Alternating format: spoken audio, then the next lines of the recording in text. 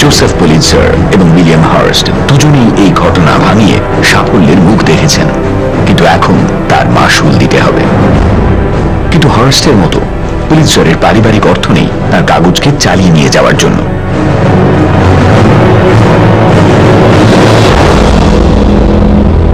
New York City, New York.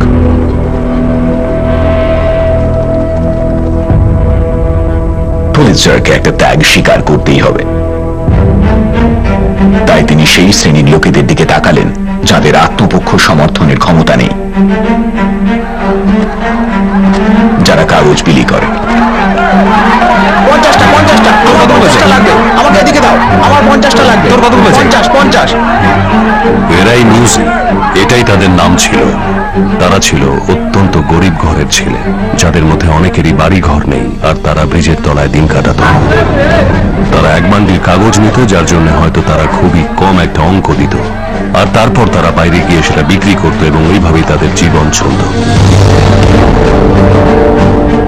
Pulitzer এবং Hurst এই বাচ্চাগুলির উপর নির্ভরশীল ছিলেন, কারণ একটা সংবাদপত্রের 1000টা সংখ্যা ছাপা হয়ে বেরোতে পারে এবং সেটা রাস্তায় 1 ঘন্টার মধ্যে বিক্রিও হয়ে যেতে পারে। এই কাগজওয়ালাদের বেঁচে থাকার একমাত্র উপায় ছিল তাদের রোজগারের পেনি রাস্তায় রাস্তায় চিৎকার করে কাগজ বেচে যা জুটত। স্প্যানিশ আমেরিকান যুদ্ধ চলাকালীন হার্স্ট এবং পুলিৎজার দুজনে এই নিউজ বয়দের কাছে দাম বাড়িয়ে দিয়েছিলেন। এই যুদ্ধের খবর আনতে গিয়ে বিপুল খরচ হওয়ায় সেই কাগজ 50 সেন্ট করে 100 কপি বেচার বদলে তারা এদের কাছে 7 সেন্টে 100 কপি বিক্রি করতেন, আর বিক্রি করতে না পারলে তারা কোনো অঙ্কই ফেরত পেত না।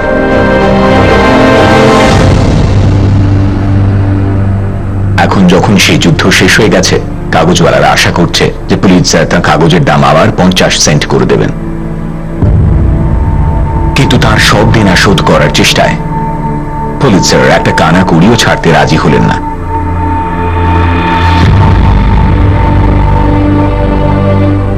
ওদিকে জার্নালে উইলিয়াম হার্স্টকেও একটা সিদ্ধান্ত নিতে হবে। তিনি জানেন যদি তিনি তার সংবাদপত্রকে সর্বোচ্চ স্থানে রাখতে চান, তবে তাকে তার শত্রুর সঙ্গে পাল্লা দিয়ে চলতে হবে।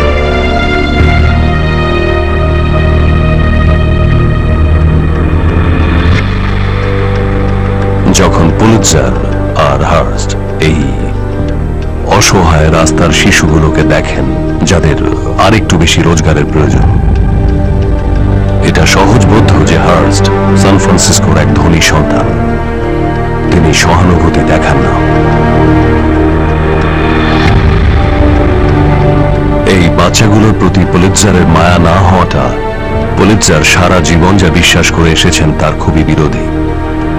নিউজেরা সেই দুনিয়ার প্রতিনিধি যেটা পুলিৎজার ছেড়ে এসেছেন, আর এখন তিনি ধনসম্পদের রক্ষক, যিনি 1883-তে আক্রমণ করেছিলেন ঠিক তার বিরোধী। 1899-এর জুলাই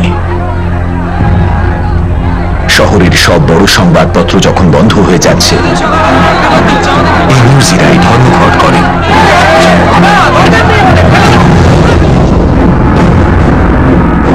ছেলেগুলো প্রতিবাদ করে, সবাইকে অবাক করে দিয়ে তারা প্রতিবাদ করে। তারা সংখ্যায় অনেক রয়েছে, তারা একত্রিত হয়, তারা একসাথে থাকবে এটা নিশ্চিত করে। তাদের নেতার উদ্ভব হয়, এটা সেই সমস্ত সংবাদপত্রে তুলে ধরা হয় যারা মহান হার্স্ট এবং পুলিৎজারের সাম্রাজ্যের লড়াই দেখতে ভালোবাসেন। দ্য টাইমস, ট্রিবিউন, তারা সবাই এটাকে বড় করে দেখান। তারা বিষয়টাকে এমন ভাবে দেখান যেন ছোট ছোট ছেলেরা বিরাট বিরাট বাণিজ্যিক ব্যক্তিদের সঙ্গে লড়াই করছে। 5000-এরও বেশি কাগজওয়ালা মিলে সারা নিউ ইয়র্ক সিটিকে স্তব্ধ করে দেয়। তাদের দাবির দিকে দৃষ্টি আকর্ষণ করানোর জন্য তারা ব্রুকলিন ব্রিজে ধর্ণা দেয়, ঘন্টার পর ঘন্টা শহরকে অচল করে দিয়ে। এই নিউজেদের প্রতিবাদের ফলে ওয়ার্ল্ড এবং জার্নালের বিক্রিও যথেষ্ট ক্ষতিগ্রস্ত হয়। 1 সপ্তাহের সময়সীমার পরে নিউ ইয়র্ক ওয়ার্ল্ডের বিক্রি 50% কমে যায়।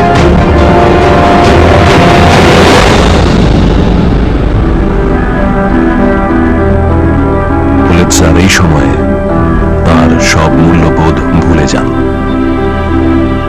এক অর্থে তিনি এটাও ভুলে যান যে তিনি একসময় নিউজে ছিলেন। তিনি এই পথের শিশুদের সঙ্গে লড়াই করেন, আর একটা সময় পাগলামিটা থামাতেই হতো। আর এখন এই কাগজওয়ালাদের প্রতিবাদ শুধু তার ব্যবসার উপরেই প্রভাব ফেলছে না, তার সুনামও নষ্ট করছে।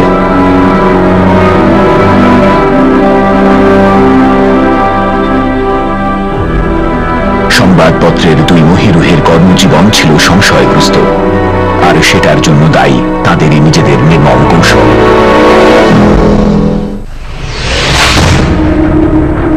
যদি পুলিৎজার এবং উইলিয়াম র্যান্ডলফ হার্স্ট তাদের ব্যবসা বাঁচানোর চেষ্টা করতে চান, তবে এই সংবাদপত্রের দুই মহিরুহের নিজেদের শত্রুতা ত্যাগ করা ছাড়া উপায় নেই। আর এই কাগজওয়ালাদের সঙ্গেও একটা চুক্তি করতে রাজি হতে হবে।